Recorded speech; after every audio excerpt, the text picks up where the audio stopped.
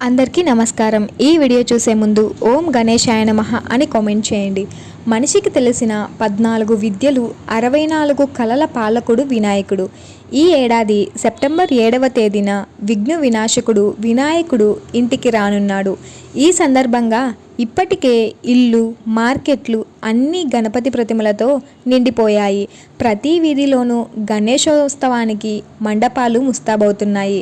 ఈ సమయంలో విగ్రహాలు ఎలా ఉండాలో, కొనే ముందు ఎలాంటి జాగ్రత్తలు తీసుకోవాలో ఇప్పుడు తెలుసుకుందాం.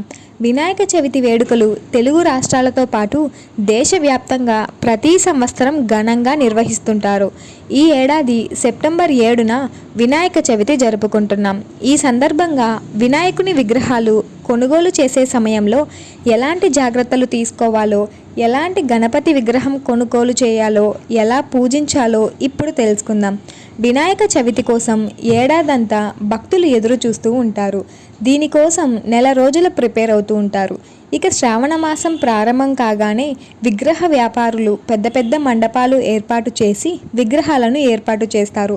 వివిధ భంగిమల్లో ఉన్న విగ్రహాలను ఇంటికి, మండపానికి తీసుకువచ్చి పూజిస్తుంటారు. వినాయకుడిని ఇలా పూజించడం వల్ల ఇంట్లో సుఖ సంతోషాలు, శాంతి, సౌభాగ్యాలు కలుగుతాయని భక్తుల నమ్మకం.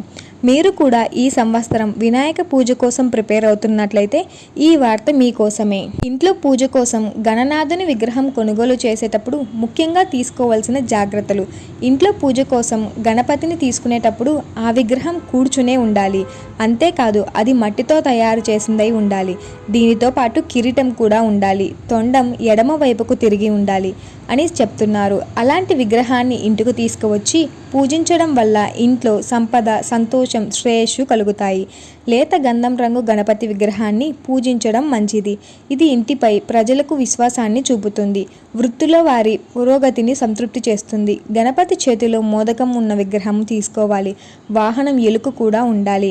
గణపతి విగ్రహం ఎలా ఉండాలో హిందూ మతం సైన్స్ ప్రకారం కొన్ని నియమాలు ఉన్నాయి.